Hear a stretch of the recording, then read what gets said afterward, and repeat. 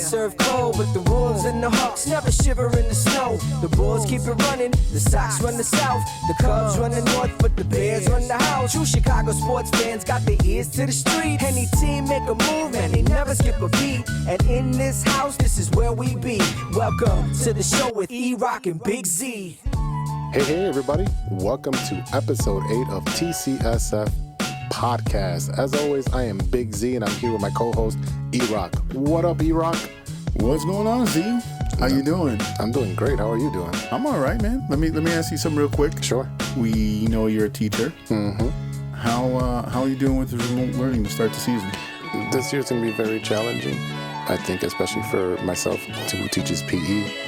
It's going to be very challenging on what the expectations are going to be for me and for my students, and then delivering that to them, and something that's going to benefit them not only today and tomorrow. And then we're changing a lot of platforms at work, at school, and how do we communicate with each other. Now everything's going to be Zoom, and the way we upload our stuff, our information that goes out to the administration, we got a new system in there too, so it's a lot of learning on our part and short amount of time. Right. Yeah, I mean, my daughter's doing the same thing. You know, it's like watching her go to work and working from home and doing Zoom calls all the time. So, you know, she's bringing home the whiteboard to do her math homework and stuff like that. And that stuff is all paper, but lessons online, science, art, math, English, all that stuff is online. Her teacher called her out today because I brought her some breakfast on my day off, and she turned around to grab her bowl. And the teacher was like, "Hey, look over here. Where are you going?" So, Whoops. I was like, "Oh, sorry for feeding my child during school. I'm sorry." You're one of those. All right, so what do we got going on today? All right, so our guest today is going to be Jessica McCASKILL. She's the new undisputed welterweight champion of the world. McCaskill edged Cecilia Brækhus via majority decision, become the champ. And on our overtime segment, we're going to be talking to Mike Logic from the AllNet podcast. He'll break down the NBA playoffs, give us his prediction on who the next head coach of the Bulls will be. We're also going to talk about Bears and who we think will win the QB battle, and if they need some more running back help with the news that we heard today. Yeah, they're going to need a lot of help now. Yeah. So, but first up, 3 up and 3 down. I think I'll perplex him with my slow ball. 1, 2, 3 strikes, you're out. We're going to start off with my beloved White Sox. Uh-oh. Hey, brother. How was that series that happened the past weekend? What are you talking about? That spanking y'all got. Hey, hold up. Look, the first game was a spanking. Yes, sir. Now, Lester does this at least once or twice in a regular season every year, where he just implodes first inning is gone. So you guys got that game. All good pitchers go through that. Giolito went through that. Yeah. So I mean, hey, hats off to you. Home run derby, good for y'all. Yep. The second game was close until the end, and that was a good game. That was a good game until the end, and then, you know, the bullpen imploded, and that's just what happens. And the third game we won, and that was a tight game, and that was because Darvish went out there and did his thing, and it was a tight game. So aside from the first game, the last two were tight. I mean, it's just what it is when you got two good teams. Right. It was a great series. We got bragging rights for a couple of weeks until we play again at the end of the season. At the very end of the season. That's gonna determine the entire season. I think so. I think it's going to be do or die for both of us. All right, let's start off with the up for the White Sox. Let's start off with great news. Our boy, Lucas Giolito, gets a no-hitter, almost a perfect game. Almost. He had one walk. Yeah. And, man, I was on the edge of my seat. I didn't want to talk to anybody. I didn't want to pick up my phone. I barely text you just to give you that last out. Right at the end. Yeah, that was like, okay, he needs to watch this. Be like, yeah. Yeah, so that was a great outing by Giolito, and it shows that he's got the ace stuff to continue on here for a long time. And that was some key defense. I mean, especially even that last out, I was like, that is a hit. Oh my God! I think was it Adam Engel? Yeah, that one, and then there was another play. I think it was by Anderson where he scooped it up and he throws a cannonball to Abreu, and he just picks it out of the dirt, and it got him just in the nick of time. And that was a beautiful play. I mean, the defense was spectacular behind him, and he was just amazing that game. Yeah, the Anderson throw was a straight laser, so. You know, behind every no-hitter, perfect game, everything like that, you always have some fantastic defense. I mean, I think we saw it in the Mark Burley game when he threw his He had a perfect game straight up, didn't he? Yeah. Yeah. So I mean, this is That's why you have the catch written on the outfield. Right. So you have to have great defense behind every perfect game. That's and just it what always it is. comes down to that last out to make it super dramatic, Yep. right? Yeah. That's gonna make you clench your butt a little bit. Be like, okay. All right, number two. Again, this is going back to what I was talking about last podcast, and it's with the Giolito ERA with McCann versus Grandal. So prior to the no-hitter, Giolito had a ERA of 1.4 with McCann in 2 starts, and then with the other 4 starts, he had a 4.5 ERA with Grandal. So I've been saying it. Guys need to stick with those guys, especially pitchers, with the guys that they have a relationship with, especially the catchers who know them inside and out. And sometimes you're going to need a personal catcher for your aces. I mean, it happened with Lester, and he brought Rossi over. And when those 2 guys were together, they had magic. Sometimes you just click with your catcher. I mean, as a pitchers, here's the thing. Baseball players are weird people. They're very habitual. They have their certain way of doing things, and especially with pitchers that have that kind of stuff where they could be an ace. We're not talking about like Tyler Chatwood, who just has like kind of that crazy, like, hey, let's see what happens. Where, you're going to give your catcher a workout. We're talking about guys that have that potential to be an ace, to basically do, have a perfect game almost every game if they're really on point. But sometimes you get that juju, you get that mojo, and you guys click on a different level, and then you show up with a game like that. So, hats off to them. I think the coach is actually listening to our podcast because I discussed that last time. Yeah, you did. Then my next point is something that is changed as well. I talked about run differential, and we were negative 11 at that point. Right. And now we're leading the league in home runs, and our plus differential is over 30-something or 40-something at this point. I didn't check with today's game because they scored 10 more runs today. So if you need to win games, you got to score runs now. These White Sox players are hitting bombs. Can you sustain that throughout the whole season? No. You gotta manufacture runs, and they did a little bit of that today, where they drove some runs in while having men on base, and getting a pop fly to score some runs and so forth. And you gotta have a combination of both. Now Abreu's on a tear this year. He's leading the league in home runs. I don't know if Mike Trout hit a home run today, but they were tied for 12th. And this is gonna continue on. Abreu's that player that will get hot. And when he's not hot, he's still hitting doubles. And he just won the AL Player of the Week, too. That's right. You know what I mean? He had something, I think it was 7 home runs and 15 RBIs. I mean, that's crazy. I mean, granted, he did get the bad Lester, and he had that home run derby all weekend against the Cubs. But, I mean, hey, you play the games that are in front of you. You can't do any other different. Right. He doesn't choose the pitchers that are coming up to pitch against them. So. No. All right, the downs. I think I talked about this the other day, too. Encarnacion.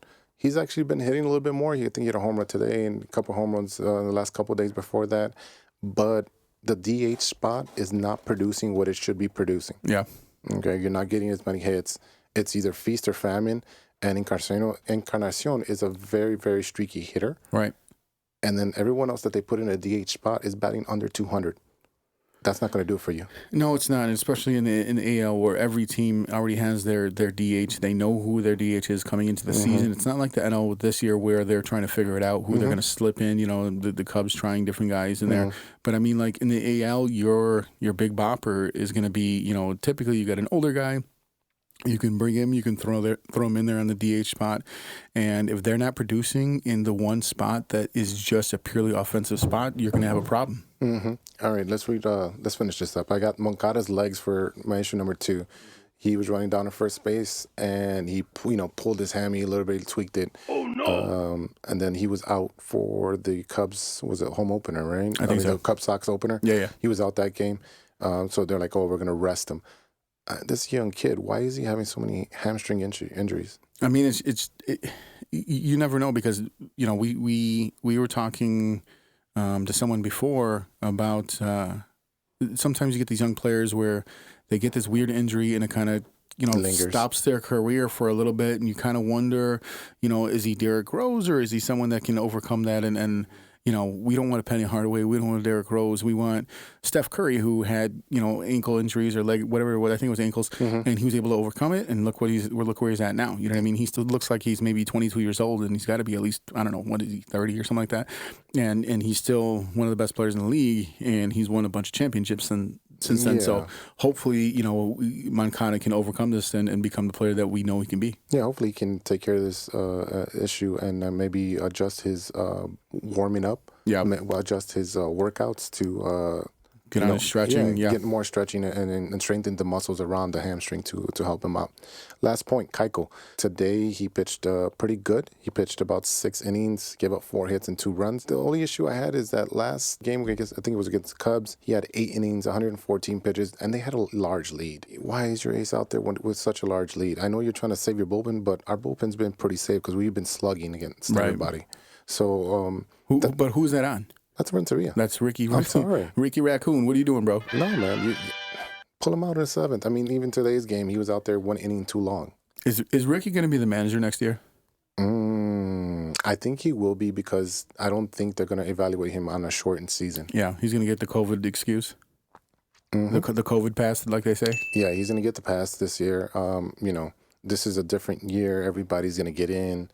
We wouldn't know that if they didn't change these rules where all these teams were going to get in and the White Sox didn't make it. I think that would be a different adjustment that the front office would make.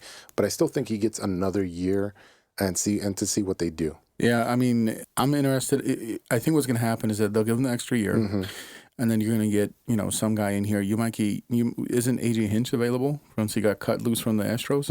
You know what I mean? Like, think about a guy like that. Cora. I mean, Cora was the orchestrator of the whole thing, but AJ Hinch seems like a good guy. I mean, he took a young team who had a lot of potential and brought them up, and they won the World Series. So I mean, let's see. Is it? And I've heard his name linked to the Sox before. He has to take his suspension, and then they got Dusty down there, and the Astros they're doing terrible because he's just old, man. He was chilling, with the toothpick and the beer belly and all that stuff. He didn't even want to, they were just like, hey, Dusty, man, please do me a solid. I need somebody. So that's what happened in there. Yeah, he's like, I'm sitting down collecting my Social Security. Like, leave me alone. But they pulled him out of retirement. What about? I did notice they brought one player back. Oh yes, they did. Yeah, Yomer Gatorade Showers Sanchez is back. He signed a minor league deal with the White Sox. He's a great clubhouse guy. He fits into the atmosphere that they have going on there. I think he'll be just a good shoe-in to what they're doing there. He does more small ball stuff. He will bunt and get infield hits. His defense is not that great, but right now our second baseman is out, so he can fill in there or he can fill in the outfield. And he's one of those guys that was around when they were really bad. So I mean, it's kind of good to see him come back when they're starting to pick it up. Yeah, and I think once they released him from the Giants, and then he signed with the Mets, I believe. I think so. And then they released him. I'm pretty sure the guys in the clubhouse were like, "Can we have Yomer back?" Yeah, they probably asked for him. They're like, "Hey, yo, my boy's out there, bring him in." Yeah. All right. What do you got for the Cubs? So my up, I have to look for ups at this point because in the past week or so it's been kind of depressing. But guess what? I got a guy on my squad. His last name is Darvish, and his first name begins with only 2 letters, and that's Cy. That's Cy Darvish. Oh boy, my boy Cy Darvish. He's so far the front runner for the Cy Young Award in the NL. I know I previously said that that Hendricks, I almost said Jimi Hendrix. But I said before that Hendricks is the ace based on his first start of the year. But I mean, so far, Darvish has been phenomenal. Darvish is actually, playing up to his contract right now. And I really honestly think that the whole thing with the Astros coming to light has brought him back. Yeah, I think his confidence is back. I think he's like, hey, this is the real me. This is what I can do. This is what I can bring to a team. I'm telling you so that they cheated.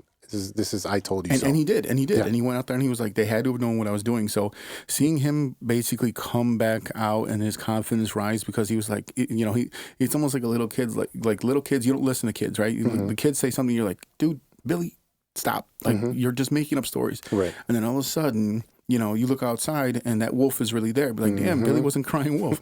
So, I mean, go get the shotgun. My boy, Cy Darvish, he wasn't crying wolf, okay? No, and he's been dealing. Oh, yeah. Yeah, he's by far, right now he's 100% the ace. Number 2, I got Javi. I mean, he started to look decent.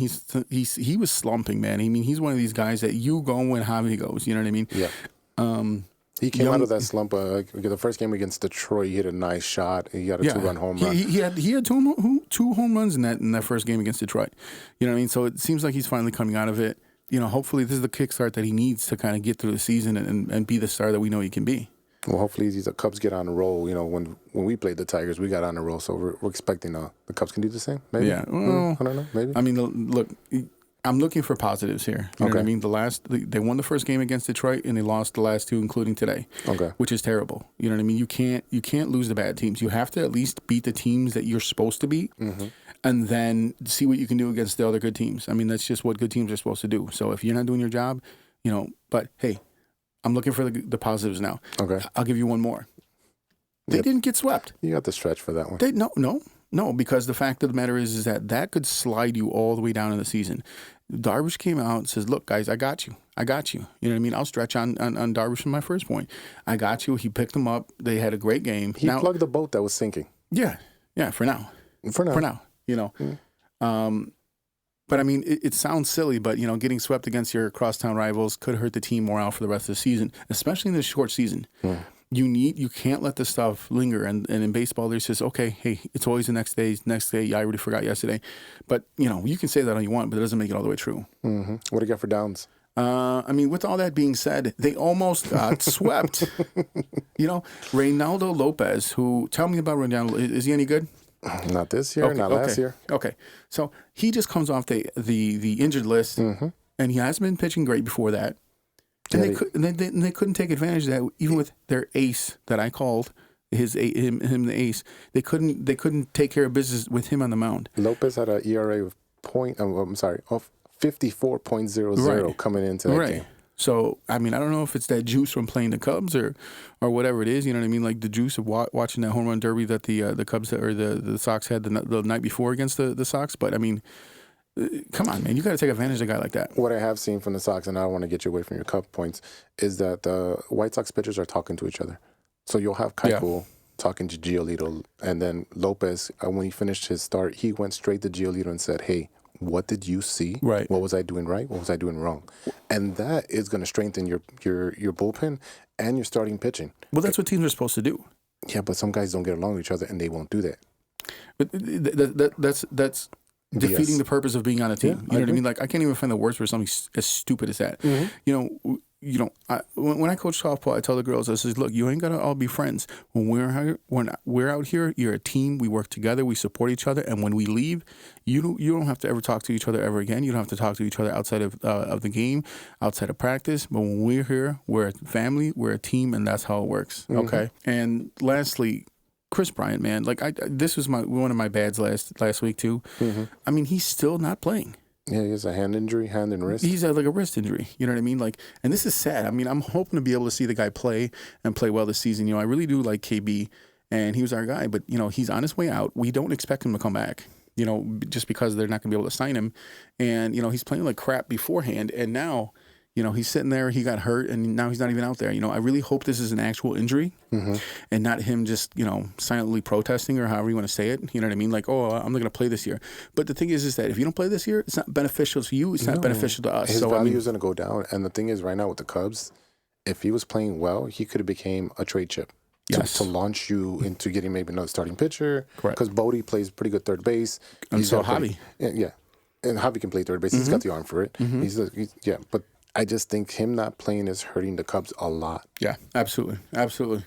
All right, guys. So we were going to take a pause for the cause at the moment. I think I'll perplex him with my slow ball. 1, 2, 3 strikes, you're out. The True Chicago Sports Fans podcast with E-Roc and Big Z will return after a brief word from our sponsor. If you haven't heard about Anchor, it's the easiest way to make a podcast. Let me explain. It's free. There's creation tools that allow you to record and edit your podcast right from your phone or computer. Anchor will distribute your podcast for you, so it can be heard on Spotify, Apple Podcasts, and many more. You can make money from your podcast with no minimum listenership. It's everything you need to make a podcast all in one place. So, I know you want to do it. Download the free Anchor app or go to anchor.fm to get started.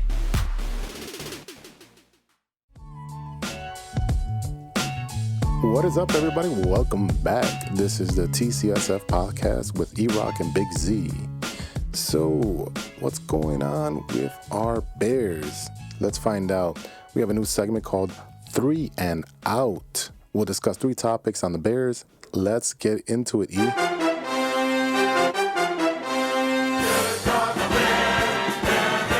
happened today. David Montgomery got carted off the field. Bears said it's a groin injury. Okay. You ever had a groin? Yep. I still have a groin. Yeah, I do too. But have you ever had a groin injury? Yeah, I've had a groin injury. Those things linger for a very long time. Especially for a running back who has to cut and slide and things like that, and who won't have any preseason to try to work that out. You know what I mean? Right. So this is my question. Should they sign another running back to try to roll through with Cohen, Ryan Nall, and the experiment of Cordell Patterson? Yes, you need a veteran. You know, over, I think the last week or so, or no, I think it was last month, they brought in former Notre Dame running back C.J. Prosise, but they did not sign him. Spencer Ware is also available, and he knows Nagy's offense. Yeah, but he's got like 68 snaps, 68 rushes in 2 years. Yeah. So I don't think that's going to be a viable source. So who's my guy that I've been asking for a while? Devontae Freeman. Dude, what is going on here? How is a guy like that still out on the street? I think a lot of it is that he's only averaging 3.6 yards per carry for the last 2 years. Okay, and that's fine. Which is better what the Bears are doing. That's exactly right. And he's a beast. He's a strong guy. He can catch. And that's right. And the only reason he's not on the team right now, the only reason he's not on the Falcons right now is because they brought in Todd Gurley after the Rams released him, which is insane to me. How does it? Yeah, the rich get richer. Well, I just don't get it. I mean, like, you know, I know that Gurley went to Georgia, so like that maybe was their guy or whatever it is. But I mean, the Bears need to do something. You cannot go into the season with Ryan Nall. And when I had to look up his name because I'm like, yeah, you know that other guy they had, and I was like, I didn't even know how to spell his name. I don't know if it was, you know, Brian Nails. I didn't know what this guy. I couldn't remember his name. Like Nails. Yeah, it does look like Nails. And we know that Tariq Cohen is way too small to be a starter. We know that. We saw that last year. We need a gadget guy. David Montgomery to do the things that we drafted him to do. And then they got Patterson, who is a gadget guy again. You know what I mean? He's a guy that you can do those end arounds and things like that. He's great on special teams. He can't be a receiver. I saw people over the summer, over the summer talking about, well, make him a tight end. Are you insane? This guy can't catch. He can't catch. There's no if they could have made him a tight end, they would have. Minnesota would have made him a tight end. He would have never made it out of Minnesota, and he would have never made it to England, and he would have never made it here. Right, because Minnesota had 2 tight ends, correct. 2 big tight ends. Correct. That they could have counted on, right? All right. So what's next? Let's see. Old man Jimmy Graham. So he's been a standout in camp so far, is from what I'm hearing from the Bears reports. So based on the signings and the draft, we should see an improvement at the tight end position. I mean, you got old man Jimmy Graham acting as a player coach. I guess we got the rookie, my boy. Yeah, Cole Kmet. Yep. Hopefully he's going to be a stud. I mean, fingers crossed, toenails crossed. I mean, if I can cross my legs and everything else, I'd cross it because this kid needs to be good for us. He needs to be that face. And he's a hometown kid, so you always root for a guy like that. But Jimmy Graham had Aaron freaking Rodgers throwing to him, and he still sucked last year. So. Yeah, so I mean, like you had Aaron Rodgers, and now you're going to. Oh, he was in Seattle too. He had Russell Wilson. Yeah, Russell Wilson. So now you busted out in 2 other cities that were not New Orleans. With good quarterback. With very good quarterbacks, top MVP. 10. Correct. And now you come to a place where you have Trubisky and you have Foles. Where's that one? I need that womp womp soundtrack, I was waiting for the crickets. I was listening for the crickets. You know, so, I mean, that's going to be a problem. So I'll give you number 3 here. Who's going to be the quarterback? It's going to be Trubisky. It has to be. You know, they didn't re-sign him for his last his 5th year. Yeah, he didn't get his 5th year option. And they brought a guy who is stellar as coming in as a backup. Right. That's his bread and butter. Anytime he's been a starter, he's been a failure in 2 different cities. He's coming to his 3rd team here and fourth team. Well, you talking about Foles? Yeah. So yeah, because Foles went to Philly, then he went to the Rams, then he went to Kansas City Chiefs. I want to say. Then he was on the Jags. He got hurt. He got hurt in Jacksonville, and then they brought in the mustache Gardner Minshew, mustache mania, Minshew mania. Yeah. This weird little creepy, 1980s Tom Selleck looking dude, and Good reference. right, you know what I mean. So like, I mean, I wish my mustache looked like that. But listen, we're only a couple weeks away from the opener on September 13th, and we still don't know who it's going to be. And that's because number one, we don't have any preseason. But I think it's got to be Trubisky because it has to be. Pace drafted him. You got to at least give him 4 games and see if he can pull himself up and figure it out. The thing is that if you start Foles to start the season, you can basically kiss Mitch Trubisky goodbye. You're basically telling him, that it's just over for you in Chicago.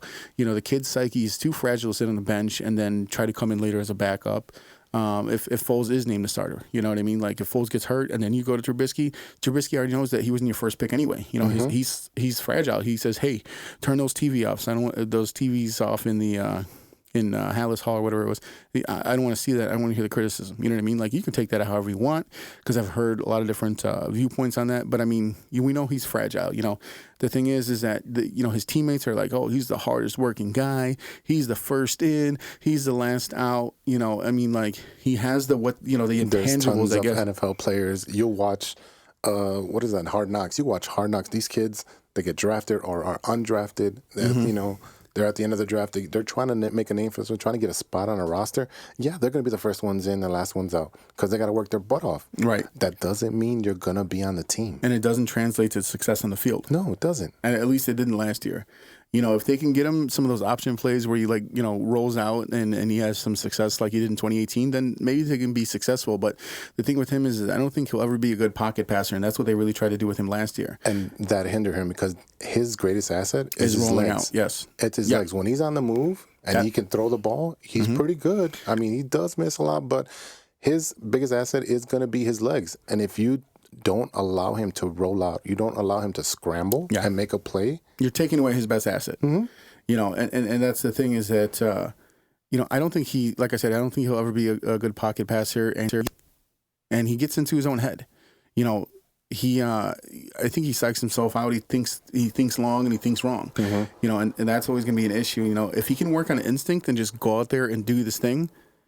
Yeah, but we really just need a guy who won't make stupid mistakes. That's the thing. He says, if Trubisky can do that, then we don't need some crazy exotic offense. Let the defense go out there and eat these quarterbacks for lunch and just go out there and get some damn punts. That's all we need. Get some points. All right. So I agree with you, what you're saying.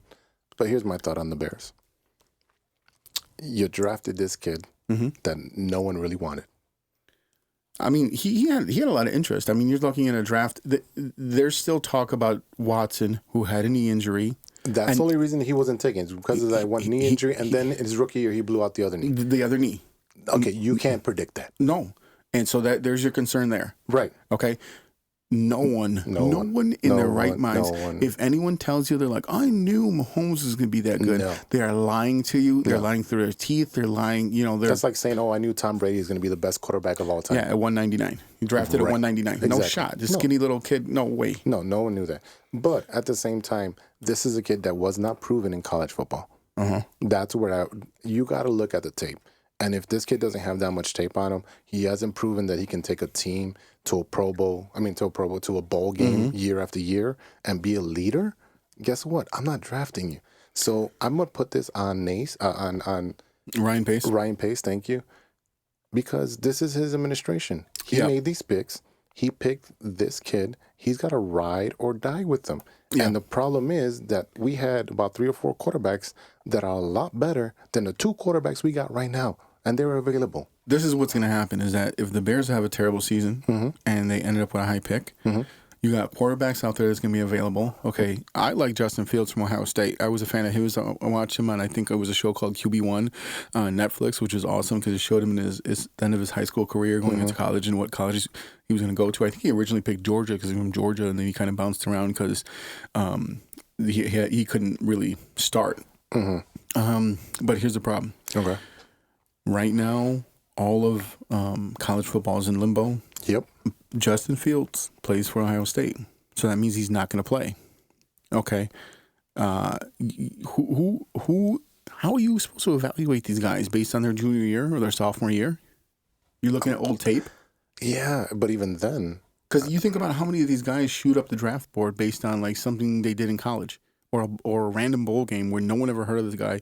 You know what I mean? It's like the North Carolina State Fairgrounds, blah, blah, blah, pig farmer, Sundance Bowl. Like, what the hell? Yeah, I don't know how you're going to evaluate talent at this point, especially with the combine going to be. I mean, are we going to have a combine? It's going to be a virtual combine. I mean, and still, how do you evaluate that? Especially with with sports, a lot of it is you look at the skills, you look at their attributes, and then you kind of do that gut feeling of okay, this kid's going to be pretty good. So I don't know. They should have went after one of these top 3 quarterbacks that were out there in that free agency class. I thought it would have been a better option at that point. Even if you would have got the kid from Tampa who threw 50. Jameis Winston? Yeah. Pass. I'll take him. No, because like I said before, you just need a guy who will not mess up. And you know who will mess up? Jameis Winston every time. He was the only member of all time of the 30-30 Club, and that's 30 touchdowns and 30 interceptions. No thanks, dude. I'm sorry. I'll take a gunslinger. No, because when you look at how good this defense is, you got Quinn, you got Mack, you lost Goldman he opted out. You got all these great players on defense, Eddie Jackson, Kyle Fuller, all these guys. Just don't mess up. Do not give me a guy who's out there slinging the pillow over the place and be like, hey, who wants it? Who wants it? This is not a game of keep away. We're not just giving the ball to whoever catches it first and then trying to keep away from the rest. That's not how this works. I mean, I guess you're gonna call Kyle Orton back? Oh, but I'm not calling Kyle, bro. He don't take my calls no more after I dissed him in the club. That's why he don't take my calls no more.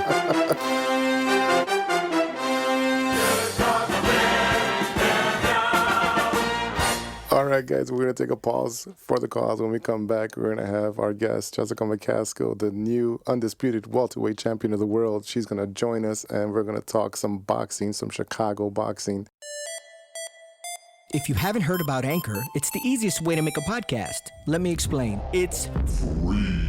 There's creation tools that allow you to record and edit your podcast right from your phone or computer. Anchor will distribute your podcast for you, so it can be heard on Spotify, Apple Podcasts, and many more. You can make money from your podcast with no minimum listenership. It's everything you need to make a podcast all in one place. So, I know you want to do it. Download the free Anchor app or go to anchor.fm to get started. What up, everybody? Welcome back from our break. Today's guest is Jessica McCaskill, the new undisputed welterweight champion of the world. McCaskill edged Cecilia Bracas via majority decision to become the champ. And her pretty good trainer, a very funny guy. Pretty good. Yeah. Her trainer, Rick Ramos, was the Ring Magazine 2019 Female Coach of the Year. And if I had a vote, he'd be the coach of the year again this year with what Jessica has accomplished this year. Yeah. All right. Jessica, welcome to the show and congratulations. Thank you so much. I would also vote for Rick on that. You put 4 votes, 5 votes, stuff the ballot box. Yeah. All right. So first things first, how heavy are those belts now? I've been carrying 2 around because I'm unified at 140, so I definitely had a good idea about how they would feel, and then of course you've thought about that moment of holding all the belts up at the same time, so you don't even feel it. You just hold it. You pose for the picture. If they would have had me holding them for an hour straight, I probably would have done it no problem. They would have felt weightless. Yeah, exactly. I think you had more weight going up the hill than being on top of the hill. Yeah, exactly. All right. So I'm going to play something for you. And after I play it, I want you to give me your honest reaction. Okay. It's start the ring. After 10 rounds of action, we now go to the Judges Scorecard. Here are the totals. Judge Karen Holderfield has about even, 95-95. Judge David Sutherland sees about 97-93. And Judge Gerald Ritter sees about 97-94. For your winner by majority decision, and new reigning welterweight champion of the world, Jessica CASKILLA McCaskill. Incredible. So, tell us. It's still gut wrenching. Like, it makes my chest tight. Like, that pause seemed like it was 20 seconds long when I was in the ring. I just kept telling myself, and new. Oh, like, that just gives me, like, it just makes my body tense having to, like, it was the longest, like, score announcement ever, it feels like. Yeah. You got to build that drama, you know? Man, so much drama. Well worth it. So no, I know our listeners can't see your reaction to the video, but she was serious. And then when she heard it again, she had a smile that went from ear to ear. Oh my God. Yeah. So Yeah. let me ask you a question. How long do you, or how well do you know your opponent Cecilia? Because she seemed like she was very happy for you. I don't know her. I met her in 2017. It was just kind of like a very brief meeting. I went to Vegas after the Katie Taylor fight, little vacation for myself, and Rick was in Chicago, but he was still doing his managerial job. He was like, hey, so-and-so is in this row, in this aisle, go say hi, take a picture, introduce yourself. And so he was very much helping me network while I was there. So still, working. So he had me meet Cecilia, and, we just had a very brief hello, took a picture. That's the infamous picture where I said, like, I was going to put my hand up, the regular fighter pose. She put her fist up and I was going to put my fist up. And I thought, maybe I shouldn't, because if our fists are able to be measured on an image, maybe one day we'll fight, and I just don't want to give any advantage. Wow. That's smart. So, yeah. That's really smart. And it ended up that they contacted us for sparring. They wanted me to come into her camp for one of her fights, and we denied because, again, we thought, well, we may fight her, so, we don't want to give her any edge. And then we were supposed to be her last HBO fight. Okay. And we were in negotiations with that, and Eddie told us, let that offer expire and come do some work with us. And so we did, and it just kept getting closer and closer and closer. So it was almost like we had it in the back of our mind, and we're kind of mentally preparing since 2017. So you guys both kind of knew that it was going to happen eventually, so you didn't want to show your cards, really. Yeah, I think with me being the underdog, I am always aiming up.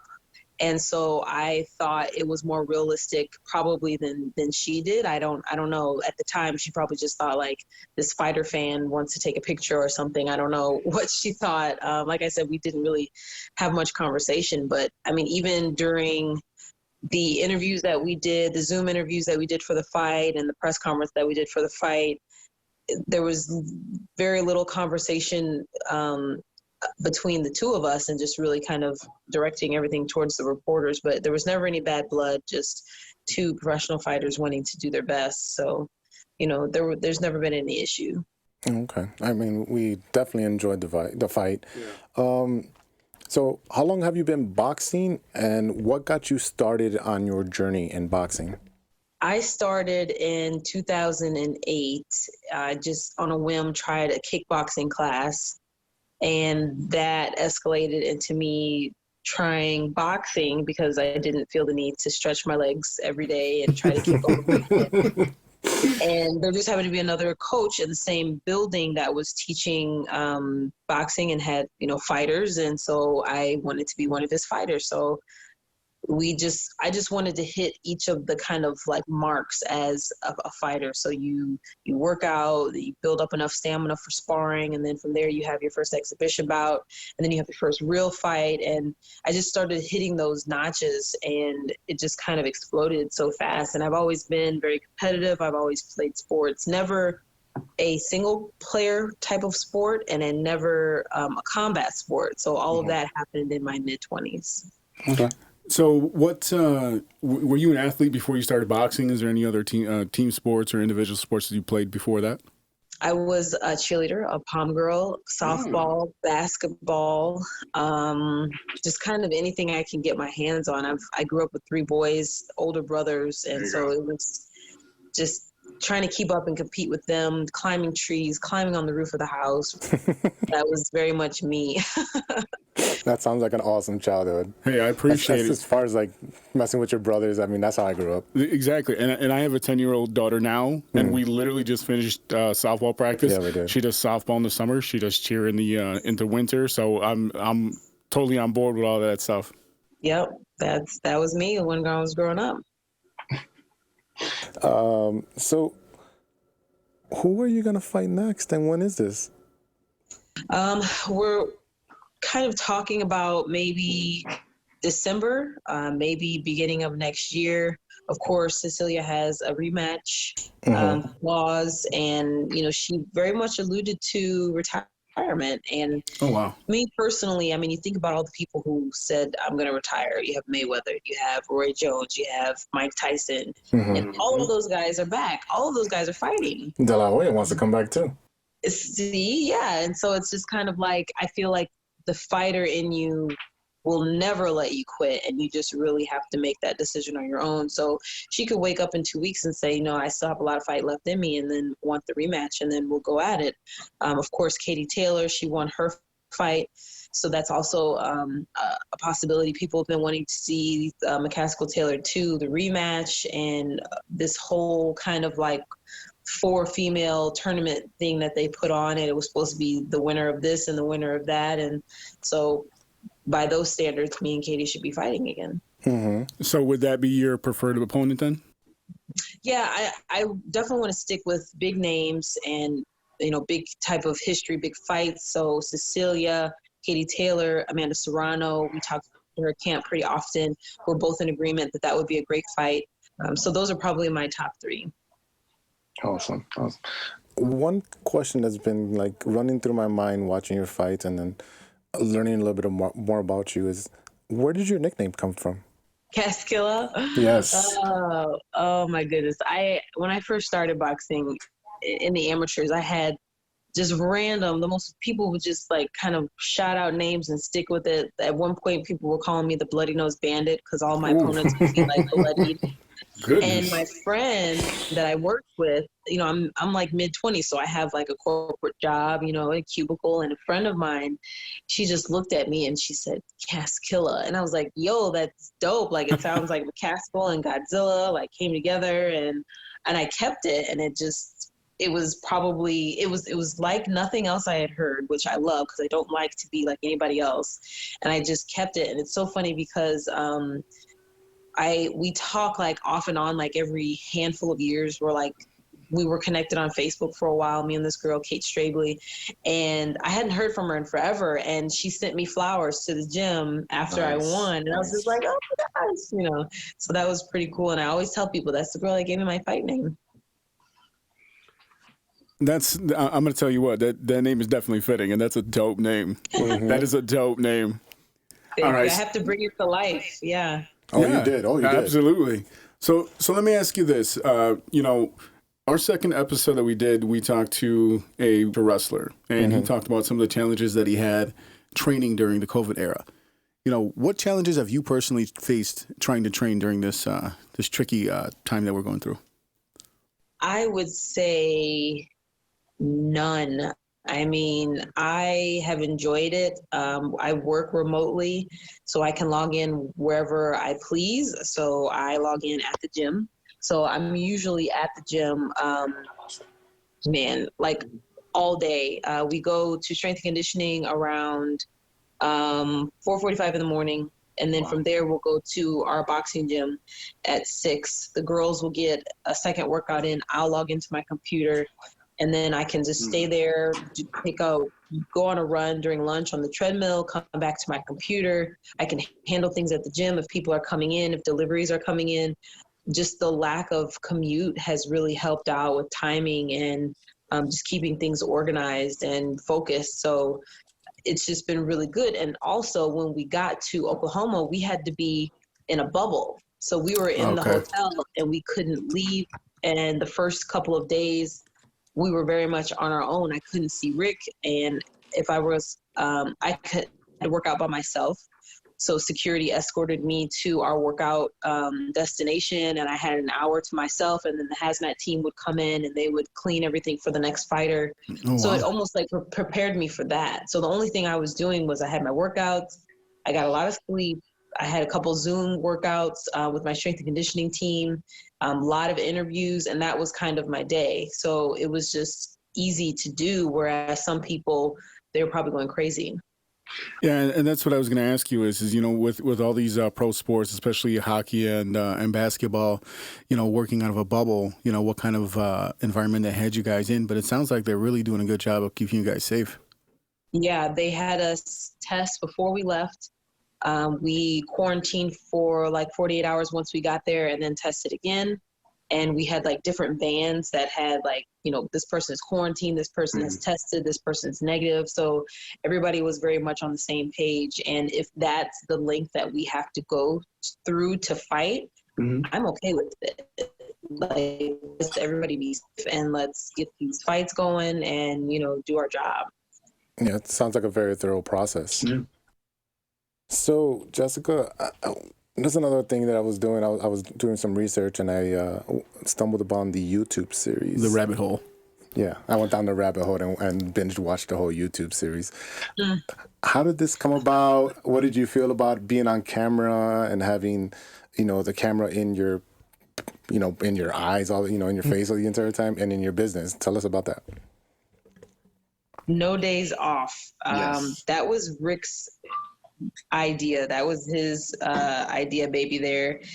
Basically, we were supposed to fight April 17th. And of course the fight got canceled and like rerouted, but we didn't know when it was going to be changed to. We were all just kind of left, you know, kind of dangling. And he said, well, I want to give the fans something on April 17th. So he said, well, let's do, we had talked about doing like a mini series before, and then I don't know if it was just timing or whatever, and we never did it. So he brought it back to life. So we did No Days Off, and he wanted to show everybody that we were still working and kind of who we were as individuals. And it was just a really good opportunity and platform for the fans to see just kind of behind the scenes, my life.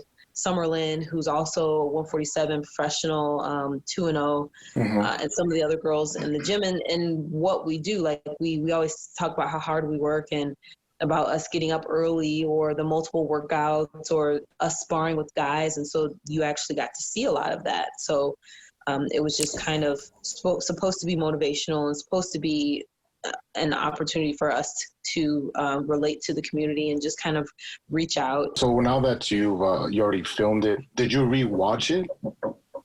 So we would, whenever Rick and our camera guy, Mike Flores, whenever they would get the show together, we would watch it before it aired. And so I got to see it, and I'm used to being in front of the camera by now. I think Rick has had me in front of the camera at least ever since I've turned pro, just to get me used to it. And, you know, I'm a communications major from SIU Edwardsville. I'm used to talking in front of people. I do a lot of like outreach and things. So I'm used to that, and that's fine. But I really wanted to just be very natural, because I can kind of get into this like answering questions kind of mode and get that, you know, professional voice going or whatever. Yes. And I just wanted to like kind of let my guard down and have fun and let people see me be like normal. But so there was a lot of laughter when we got to see the show before everybody else. So when is season 2 coming out? I don't know. I think that's a good question. Maybe once we get another fight announcement. Sounds good to me. Yeah. It's awesome. So we do this one thing on TCSF podcast, and it is called Stirring the Pot. We're going to ask you a question that's probably going to piss one of us off. But that's what we do here, and it's a tradition. So because it's called Stirring the Pot, most of the time we talk about food. Yes, we do. So this week we're going to talk about chicken wings. Yes. Okay. Chicken wings. You're a fan of chicken wings? What's that? I just had some today. Oh, there you go. So this is the perfect time. So here's the question. Flats or drums? It doesn't matter. Oh, yes. Girls gotta eat, don't matter. That's right. Oh man, it don't matter. All chicken wings are equally the same, huh? You get created equal. They're created equal. As long as they have a bone in them, there's no such thing as boneless wings. No, the chicken. I would agree with that. Yeah, I would go bone in first. So what's your favorite sauce to have on a chicken wing? Growing up, it was always buffalo, and for some reason, in my adulthood, it's barbecue, and I'll do barbecue with ranch or barbecue with blue cheese. I don't know. It's just like a spicy barbecue is my thing. You're making my mouth water. Well, it looks like we might have to go together to get some wings and put some damage down on some wings. Right. Hey, we gotta go find.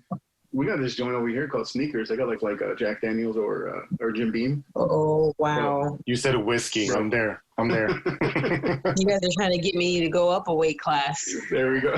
We will help you with that. All right, Jessica. Thank you so much for your time. You've been so generous. We look forward to your next fight. When you have your next fight, we need to have you on, though. Yeah, that sounds good. Yeah, awesome. we can't wait to watch you fight again. We can't wait to watch you fight again. So we're excited for that. And I just want to say thanks and congrats. Thank you so much for having me, guys. No, thank you. All right, take care. Wow, Eddie, what an interview we just had. That was fantastic. Oh my goodness, with Jessica. She was amazing to talk to. Her story is unbelievable, and I'm so happy that she was able to share that with us. Hey man, I'll tell you what. Thank you for having lunch today. Oh yeah, because I mean that's how we got her. Yeah, I went into one of my favorite spots, Output Lounge on Wood and Grand, and I went to go pick up a sandwich because I'm working. I only got about 45-minute lunch. Ordered ahead, went to go pick it up. And I saw her trainer coming out of the washroom. I'm like, hey, what's up, man? Just talked to you. And then I turned around. I'm like, oh, wow. Hey, champ. Nice to see you. And, got to talking. And I asked them to be on our podcast. And I'm super, super gracious that they were able to adjust and accommodate us to do it tonight. It sounds like everything's coming out Millhouse. Our house. All right, y'all. Yeah, again, huge thanks to Jessica McCaskill, the new undisputed welterweight champion of the world. Shout out to Ronesh. Shout out to our producer, Jay Soto. Mike Logic and Ideal from the All Net Podcast. Don't forget to catch them every other Monday, opposite of when ours drops. Check us out on social media, our brand new Twitter. You can find us at True Chi Fans. That's True CHI Fans. Don't forget Facebook, Instagram, YouTube, Spotify, and reach out to us on our email at truechicagosportsfans@gmail.com. And this week, don't forget to check out our overtime segment on YouTube and Instagram. We spoke with Mike Logic from the All Net Podcast about the NBA playoffs and the Bulls head coaching search. All right, y'all, for Big Z, this is E-Roc. And until next time, be good to each other. For the love of sports. A few moments later. Lover boy. A man. That's a full-grown man right there, okay?